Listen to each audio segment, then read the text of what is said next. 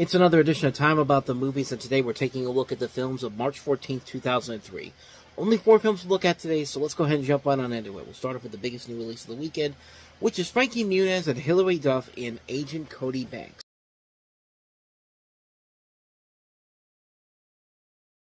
So kind of the kid equivalent to James Bond in a way. You have Frankie Muniz as this 15-year-old character who has to finish his chores, avoid getting grounded, and save the world by going undercover as for the CIA as a James Bond type super spy. So there you go. It's in the plot synopsis for this.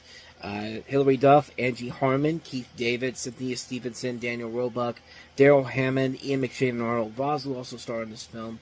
It's notable for a couple of reasons. One, it's the first major film for Hilary Duff after Lizzie McGuire came to an end, and we'll talk about her later on with the Lizzie McGuire character because she has a movie coming out this year too.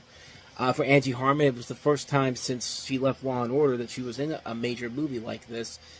And I'll tell you, like, age has done her very well because she looks gorgeous in this movie.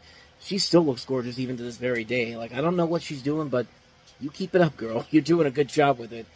But something I thought was kind of interesting about this movie that I didn't know was until after I saw the movie for the first time in theaters, that Madonna was one of the producers for it, as well as Jason Alexander from Seinfeld, who actually was originally going to direct this movie, but he was replaced at the last minute by another director that eventually left the project and eventually was replaced by the director they have here, Harold Swartz. So this is the film I went to see in theaters when it came out. I'd seen Malcolm in the Middle. My sister grew up with Lizzie McGuire, and it was a film that kind of worked for me. I mean, you've got some pretty good writers in here. Scott Alexander and Larry Karaszewski, and also Zach Stenson and Ashley Edward Miller, who would later go on to write Thor and X-Men First Class. So there is good talent involved in the writing department here. The film itself was kind of fun. It delivered the promise of a kid-friendly version of James Bond, and it ran at a smooth enough pace. It's a film that kind of knows what it is.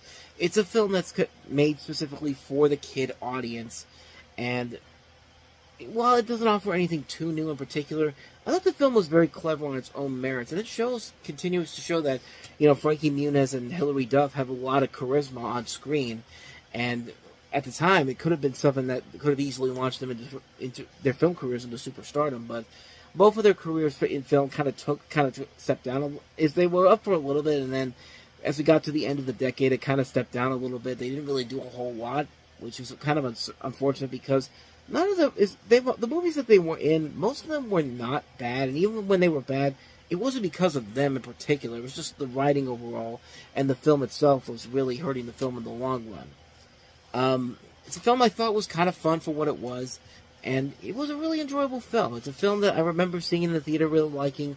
I went back and watched it again, thinking I wasn't really going to get a whole lot out of it, but it still kind of holds up a little bit here. The sequel we'll get to in the next year. Not so much, so not much more to say about that one. That's Agent Cody Banks. So let's go ahead and move on to the next movie. Tommy Lee Jones and Benicio del Toro in William Friedkin's, I'm turning into Martin Landau from Ed Wood, Bela Lugosi. William Friedkin's The Hunted. I almost forgot the title there.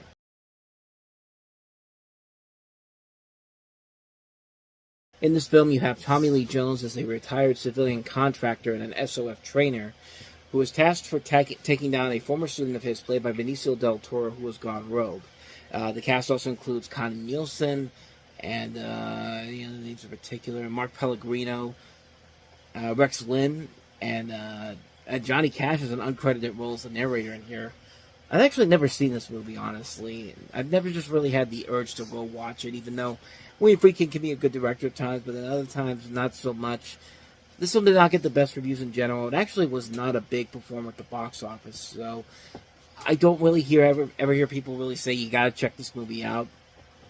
From the trailers from it, it kind of looks a little too similar to Tommy Lee Jones' character in The Fugitive, in some way, shape, or form, but other than that, though, it just was never a film that really took my attention and something that I really needed to see, but nothing about it really stood out to me anyway, and nobody ever really told me, you gotta check this movie out, you gotta check it out, and nobody ever really says that about this particular film, but who knows, maybe there actually is a little underrated gem here, but from what I've seen from the trailers for it, I don't really know for certain, but so yeah, not much more to say about that one. That's The Hunted.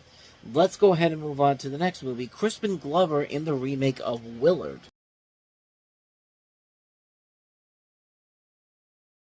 Well, that's one of the film's problems why it didn't do so well, because it was PG-13, and two, no Michael Jackson song. I mean, one of the most notable things about the original Willard, not even the original Willard, but its sequel Ben, was the song by Michael Jackson about Michael Jackson basically singing to a rat. But this is the remake of Willard, co-directed by the creator of Final Destination, directed by the co-creator of Final Destination, I should say, Glenn Morgan. And Crispin Glover plays Willard Stiles, who's a social misfit taking care of his ill and fragile but very verbally abusive mother, Henrietta, in a musty old mansion that is also home to a colony of rats. Willard then finds himself consistently humiliated in front of his co-workers and is eventually fired from his cruel and uncaring boss. A vicious man whose professional interest in Willard extends to a personal financial one. And of course, you can pretty much tell from that trailer what's going to happen next. And I gotta say, for a film that I did not really have a whole lot of expectations going into it, I heard a lot of mixed things about it. You're either going to really like it or you're either going to hate it. I'll give it credit.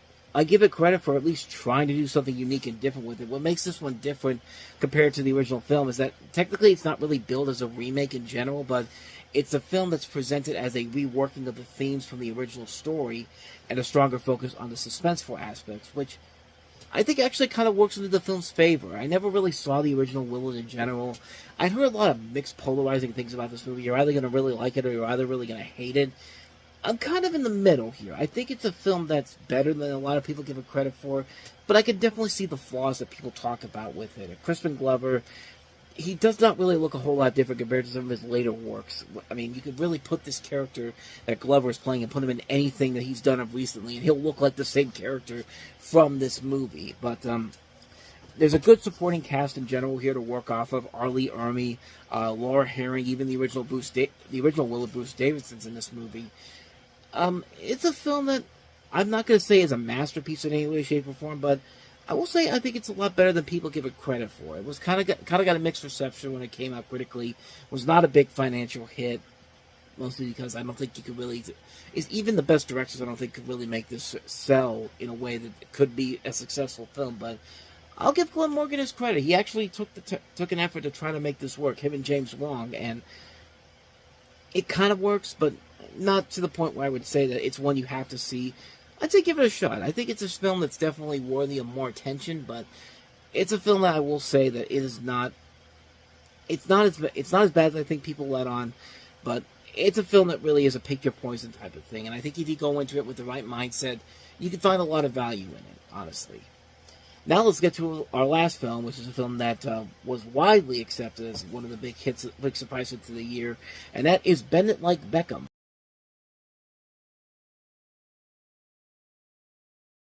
The premise, I think, is pretty simple here. You have Parminder Nagra and Keira Knightley, a pre-Pirates of the Caribbean Keira Knightley. They play two professional soccer players, or football players, if you will, who chase their careers in the sport despite their parents' wishes. Like I said, it's a very simple story, and you also have a cast that also includes Jonathan Rhys-Meyers and Archie Panjabi from The Good Wife, and also Manifest or Blind Shot. Yeah, she was on Blind Shot, if I remember. The one with Jamie Alexander with the tattoo on her back. But I think that's the show I'm thinking of. But this is also directed by Gorinda Chadha, who also directed a really good underrated film that came out a couple years ago, Blinded by the Light, which is a movie based on the music of Bruce Springsteen. And it's very similar to this film in particular. But this is a film that became an unexpected hit when it came out. It was a film that became one of the highest-grossing soccer sports film ever made, grossing over $76 million over a $5 million budget. And quite frankly, you can see why. It has a lot of charm to it. It has a lot of great charismatic actresses and actors involved in this. I mean, Parminder Nagra went on to star in one of the last few seasons of ER, but she's a really damn good actress that I feel like doesn't get the proper respect she deserves in terms of movies in general. And of course, we all know what Keira Knightley has gone to become in the last couple of years. In the last couple of decades. You also have a lot of notable talents in here. It's a very good sports film, and it's a film that just has a good heart to it. It's a very well-made film, great characters, great storytelling, Really funny stuff all the way through. Not much more I can really say about this movie. If you have not seen Bend It Like Beckham, you're really missing out on a great, great sports film and just a great film in general. I can't recommend this one enough. Bend It Like Beckham. And so on that note, we wrap up another edition of Time About the Movies, and we'll take a look at the films of March 21st next week by taking a look at Stephen King's latest film, Dreamcatcher, and also the ensemble comedy View from the Top with Gwyneth Paltrow, Kelly Preston, and Mike Myers among the cast. Winnie the Pooh and the gang are back on the big screen in Piglet's Big Movie, and Cuba Gooding Jr. and Horatio Sanz in one of the most infamous movies ever made, and that is Boat Trip with Cuba Gooding Jr., who had a really bad 2003. As we're going to move on, and find out in the fall with as bad as this movie is, it's a toss-up between this and the film that he does later in the year. But we'll talk about more of that on tomorrow's show. But until then, thank you so much for watching. And if you want to see more videos like this, please hit the plays on the next page. Check out the previous episode, and also don't forget to hit the like and subscribe button if you want to see more videos like this on this channel. So, with that said, I am off. I will see you guys next time. And until then, as always, take care.